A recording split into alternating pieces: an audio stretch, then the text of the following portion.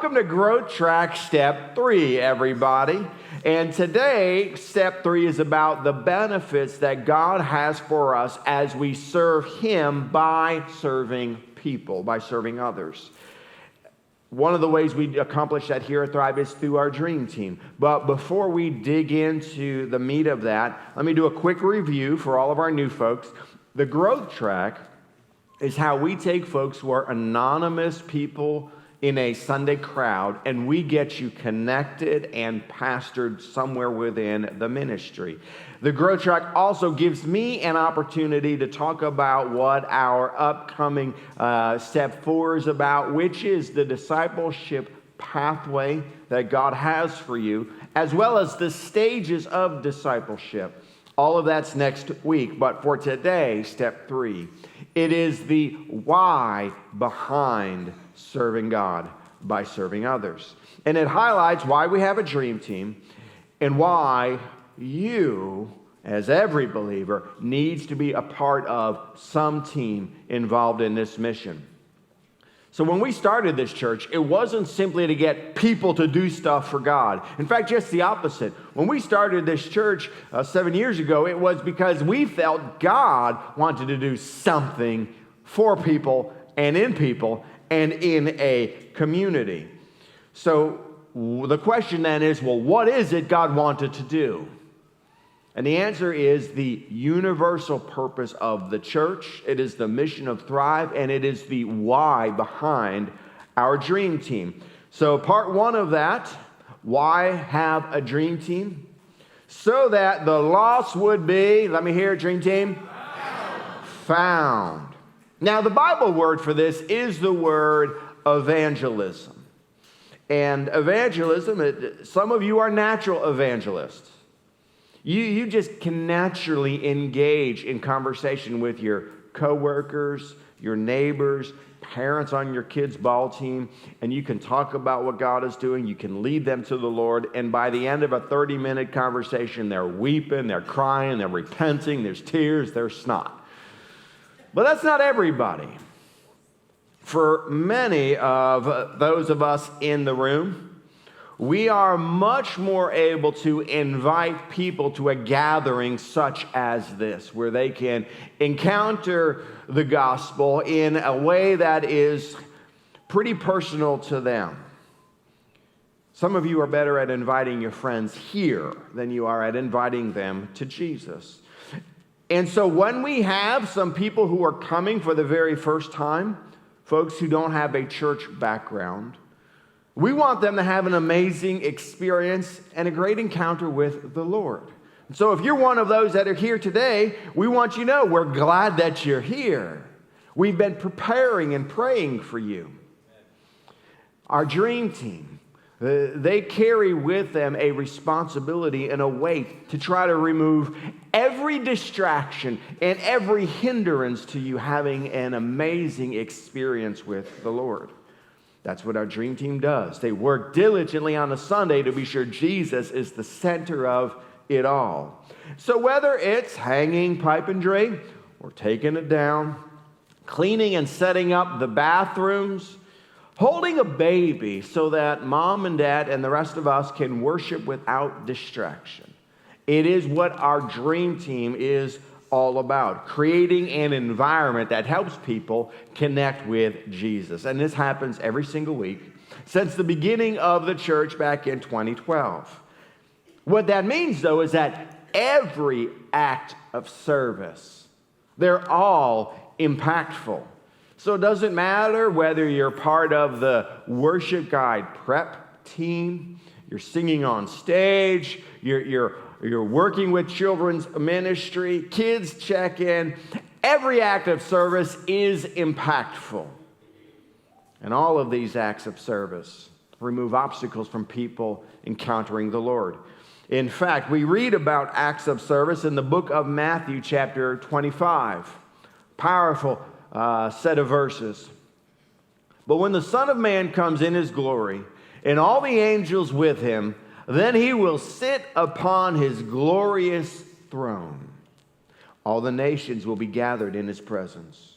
And he will separate the people as a shepherd separates the sheep from the goats. He will place the sheep at his right hand and the goats to the left. Then the king will say to those on his right, "Come, you who are blessed by my Father. Inherit the kingdom prepared for you from the creation of the world." He goes on to say, "I was hungry, and you fed me. I was thirsty, and you gave me something to drink. I was a stranger. You invited me into your home. I was naked." Don't anyone get any ideas, all right? "I was naked, and you gave me clothing. I was sick, and you cared for me. I was in prison, and you visited me." You did something for someone else who can never repay you. Then these righteous will reply, "Lord, when did we ever see you hungry and feed you? When were you thirsty? We give you something to drink, or a stranger and show you hospitality, or naked and give you clothes? When did we see you sick or in prison and visit you?" Now notice, the people doing the works of God had no idea who they were doing it for. They didn't have a firm connection with what was happening next in the lives of those folks. Very much representative of our dream team, serving people who will never repay them, whom they may not even know. And the king will say to you, "I tell you the truth. When you did it to one of the least of these," one of the least likely, one of the ones you know the least, "as you did it to one of these, my brothers and sisters, you are doing it to me." For our dream team, many of us have very little recourse to do Matthew 25. That is, unless you are a part of a team whose mission and focus is to serve Him by serving others. That is, I guess, unless you are a street preacher. So what does it mean? For many of us, Matthew 25 is the opportunity we have. It displays the opportunity we have to reach people through service. What is the why behind our dream team? I want the dream team to say it nice and loud. That the lost would be, and that we who are found would grow. Spiritual growth is an important part of the development process. In fact, spiritual growth does not happen all by itself. It's not a byproduct of time. It's a byproduct of intentional investments over time. Investments like serving God by serving others. And beyond that, when it comes to growth and spiritual growth, you need to know that some growth can't be learned academically. It's got to be learned by experience. I got my undergraduate from Embry-Riddle, and I can tell you that I went to a whole bunch of classes about airplanes and flying, but nothing taught me like getting into the airplane for the very first time. That was a brand new moment for me. It says in the book of Job, chapter 42, verse 5, "I had only heard about you before, but now I have seen you with my own eyes." There is a growth that you cannot experience from me teaching about it from stage. There is a growth in your life and in mine that only comes as we engage in the process of growth, serving God by serving others. I'm going to share with you some of the growth you can expect as you serve on the team. And these aren't just theoretical principles. They are very real things I've experienced over the years of serving God by serving people. One of the first areas of growth that you can experience on a team, such as the Dream Team, is growth in attitude. Attitude's everything, right, everybody? How's your attitude? I think we as parents, we do a pretty good job of working with our kids on their attitude. But I think we sometimes forget the lessons of childhood as we get older. We forget to look in the mirror. My daughter, Emma, wanted to do cheerleading. She went on, and we're like, babe, our life's super busy right now. I don't know. Eventually, there was this period of time when we said, all right, fine. You do cheerleading, Pop Warner, you'll love it. Cheer at the game. Okay, everything was awesome. That is until the very first game, when she realized you cheer at a football game on a Saturday during the summer in the heat. And this girl don't like to sweat. So it was after the first game, she started throwing out words like retirement.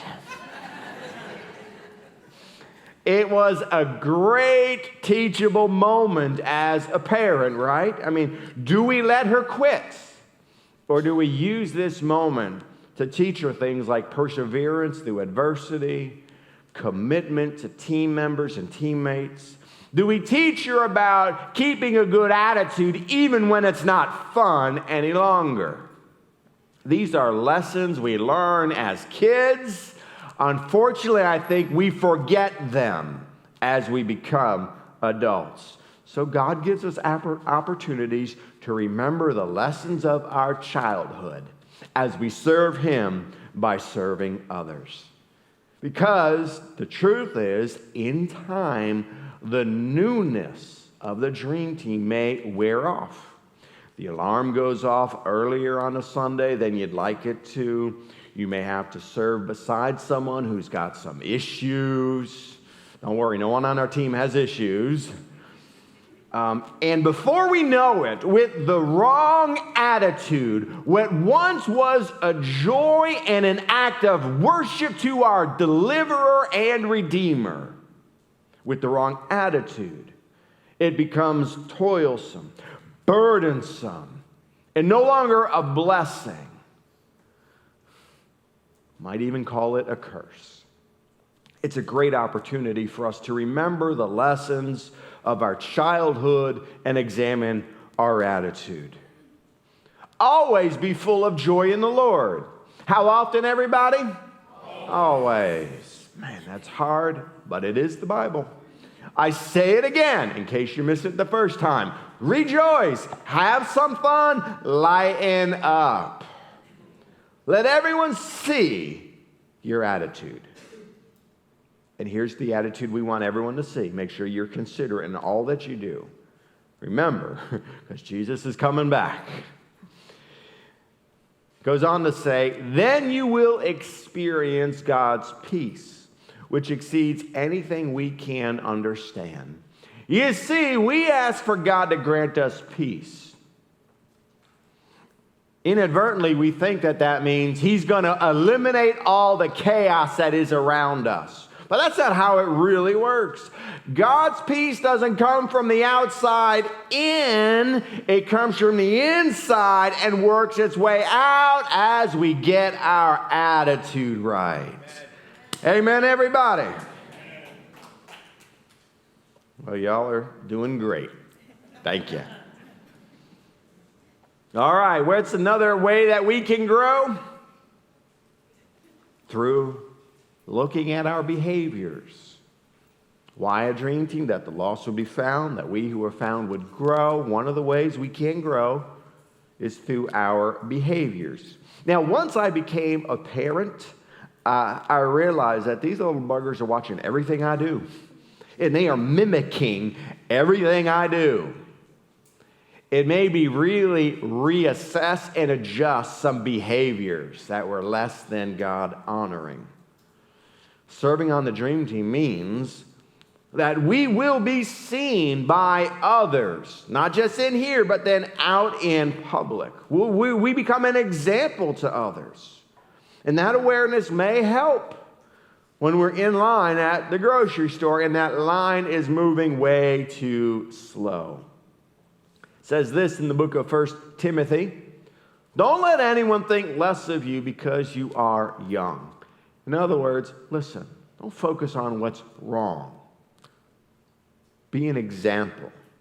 Be an example to all believers in Number one, what you say. Be an example in the way you live. Be an example in the way you love. Be an example in the faith you have in adversity and trial. And be an example in the decisions you make. Purity. So we've all got behaviors that are less than God-honoring. Knowing that we're going to be recognized out there somewhere may help you do what my pastor taught me to do many years ago. He said, be on your best behavior all the time until your best behavior becomes your normal behavior. Isn't that great advice, everybody? He says that once it becomes your normal behavior, you get to do it again. Some folks need some behavior modification. The Dream Team may be an area of growth for you. What's another way we can grow on our team? We can have growth through character. Why serve God by serving others? That the lost would be found and that we who are found would? Come on, louder. That we who are found would? Grow. How do we grow? We grow in our character. Character is who you are when no one's looking. It's who you are when you are under pressure, who you are when you're under stress. And most people will agree, we're typically not the best versions of ourselves when we're under pressure. Being on the Dream Team can add a measure of pressure because you are setting aside some time to do something for someone else who's not going to thank you nor appreciate you. That can add a measure of pressure to our life. I mean, time is a precious commodity already. Many of us, because of overscheduling during the week, we already don't have enough time. We'd love to have more. And now we're going to give some time away to some people to serve God by serving them. And they're not going to pat us on the head and good game, pat us on the backside. No, maybe not. But we can rejoice too when we run into problems and trials, for we know that they help us develop endurance. How's that for being excited? When things are going sideways, be excited. Yay. And endurance develops strength of character, and character strengthens our confident hope of salvation. Now, when we first started this church, in the first few months of the church, we were figuring out everything kind of on the fly. Our procedures for things like pipe and drape. You know, there's a mile of pipe and drape in this school. And so we were figuring it out. How do we hang it up in an orderly fashion? How do we take it down in an orderly fashion? How do we keep it from getting all jumbled up and mixed up? And so we were experimenting a lot in those early days with pipe and drape, for example. And we had a gentleman on our pipe and drape team. We're going to call him Pipe and Drape Pete. And in the beginning, Pete was just glad to be a part of the team. He was just happy to be involved. But before long, because of our ongoing changes, in our lack of a clearly predictable schedule, you know, there are some people who like these things just the way they like them, right? Before long, Pipe and Drape Pete started to get irked about the ongoing changes. And it wasn't long before this all came to a head one Sunday morning. I'm hearing Pipe and Drape being thrown down, murmuring, complaining, carrying on. So we had a conversation because that really was a teachable moment. And it's not that I was going to fuss at or punish Pipe and Drape Pete, but it was a moment for us to say, so, Pipe and Drape Pete, if this is the Pete your church, is experiencing when things don't go your way, what does your family experience when you don't get your way at home? It was a great teachable moment to talk to Pipe and Drape Pete about the characteristics of a growing disciple and how a disciple handles life when things don't go the way we want. And Pipe and Drape Pete responded well. And for a season, Pipe and Drape Pete was less and less like the old Pete and more like Jesus. And that's the goal, right, everybody? Right, everybody? All right.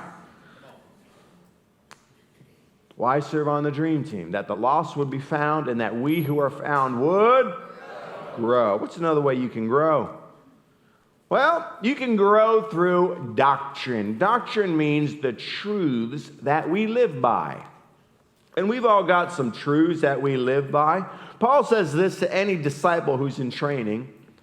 Do your best to present yourself to God as one approved, a worker who does not need to be ashamed. Notice a worker. From the Apostle Paul's perspective, you cannot be a developing disciple without serving God by serving people who will never repay you. So be a worker who does not need to be ashamed and who correctly handles the word of truth.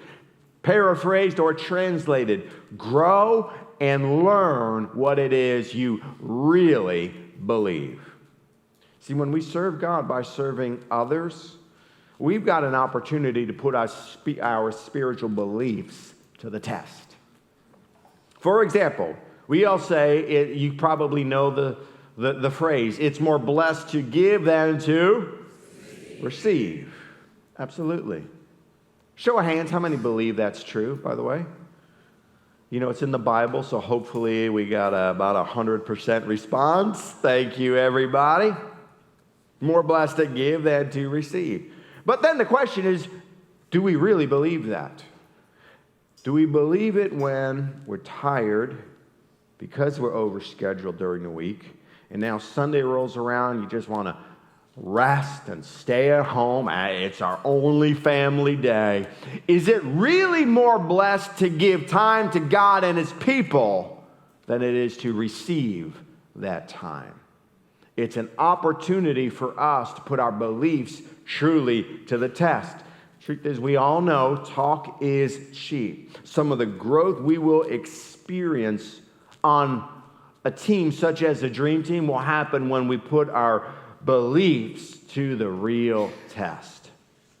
Another way you can grow by serving on the Dream Team is through a concept I am calling experiencing eternal rewards. We get to see eternal rewards happen. See, when you're serving on the Dream Team, what it means is that you have an opportunity to see people go from darkness to His wonderful light. And you get to see that happen every week, really. It's an opportunity for you to connect an act of service with someone's salvation. A lot of times it's only the preacher who gets to see that, by the way, but not if you're a part of the team. Because, you know, the dream, it's a team. It means a win for one really is a win for all. So that means that the pastor, plus the kids check-in team, plus the ushers, plus the Pipe and Drape team, plus the small group leaders, all of them get to be a part of seeing this eternal reward come about in people's lives. It says this in the book of Proverbs, chapter 11, verse 30. What good people produce, it's like a life-giving tree. And those who are wise give new life to others. 6 years ago, one of our team members here, Cheyenne Novak, she's in charge of the prayer team. She had a friend at a school she taught at who, a single mom, was a non-church goer. And Cheyenne just kept inviting Heather. One Sunday, Heather shows up. And in time, Heather had an amazing encounter with Jesus and gave her heart to the Lord, which is awesome, right, everybody? But then Heather did what I hope all of you will do. And that is that she really did dive in. She did everything that we have to offer here at Thrive. She did study groups.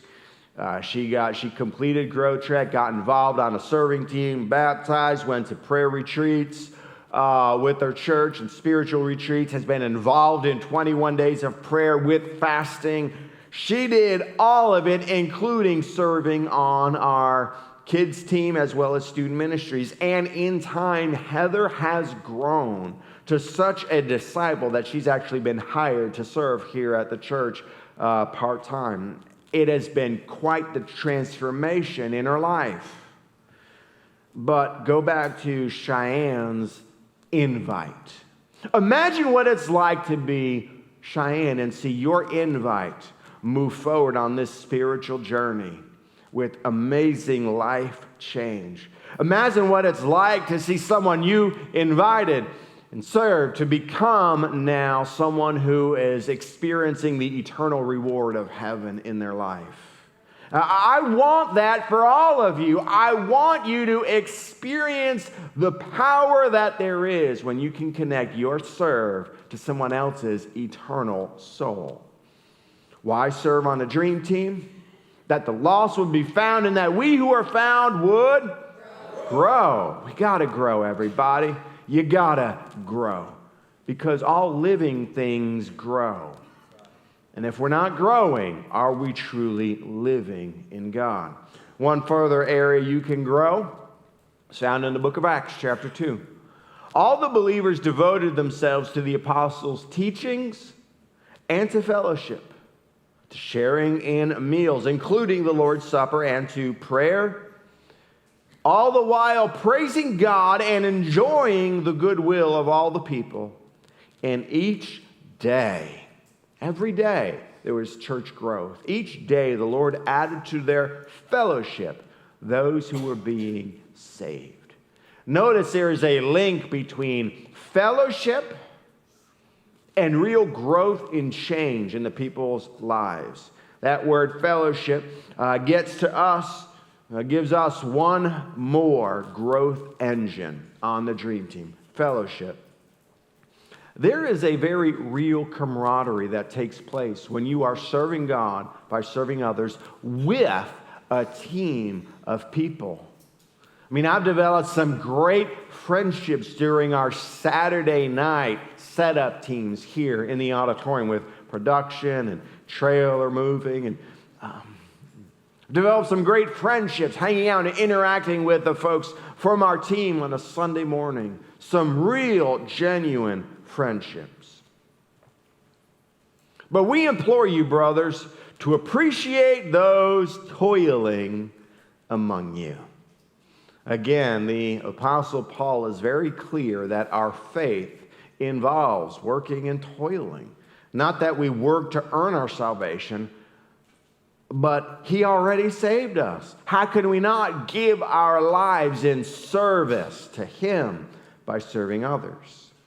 Now, I've shared with you A through F on ways you can grow serving God by serving others on a team such as our dream team. But now the ball is in your court, because I do think the growth opportunities are endless. It's up to you to come up with G through Z. I will say this, next week, when we get into step 4 of the Grow Track, you're going to hear the stages of growth. You're going to be able to assess where you are in your own development as a disciple. And then I'm going to be able to spell out for you everything we have that can help you move forward on your journey. But everything we've said here today means nothing if you've not done the very first thing, step 1, which is to give your life to Christ. These growth opportunities are for followers of Jesus. And while the principles may work in the secular world, they are spiritual principles to be carried out by spiritual people. So how spiritual are you? You sensed there was something drawing you, and here you are. I can tell you it was for this moment. Close your eyes and bow your head.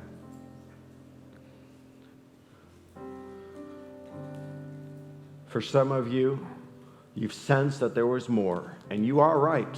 There's a whole lot more. But it begins with a single decision to surrender our life to Christ, begin living for Him.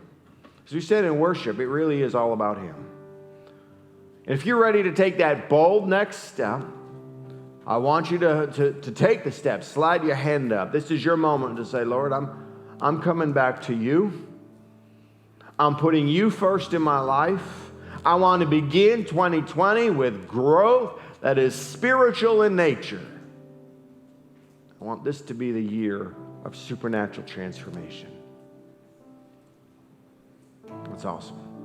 I want us to pray all together as a show of support, because the folks making these life-changing decisions, they need to know they're not in this alone. We're in it with them. It's a journey we're all on. Are you ready to pray? Say, Lord, we surrender to you. We receive you as Lord and Savior. You are our God. We believe you died for us. The sinless for the sinful. But you rose again on the third day. Now we'll rise with you to enjoy the eternal reward of heaven. Amen. Give God some praise, everybody. Man, that's awesome. Awesome, awesome, awesome.